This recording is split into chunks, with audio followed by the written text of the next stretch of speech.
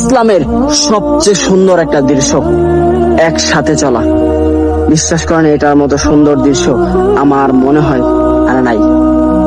স্বামীর যত খারাপ সময় আসুক না কেন, স্ত্রী জানে স্বামীকে কখনো ছেড়ে না যায়।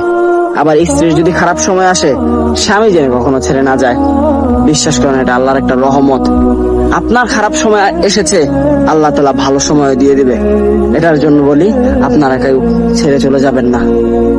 ভাই, আল্লাহর নাম বলে, কবুল বলে বিয়ে করেছেন, মরার আগ পর্যন্ত একসাথে থাকবেন। মরার আগ পর্যন্ত একসাথে থাকবেন, একজন আরেকজনকে ছেড়ে যাবেন না। জানি না এই ভাই বোন কারা, ও আল্লাহ তাআলা তাদেরকে শান্তি দান করে, হেফাজতে রাখে। মন থেকে দোয়া করি।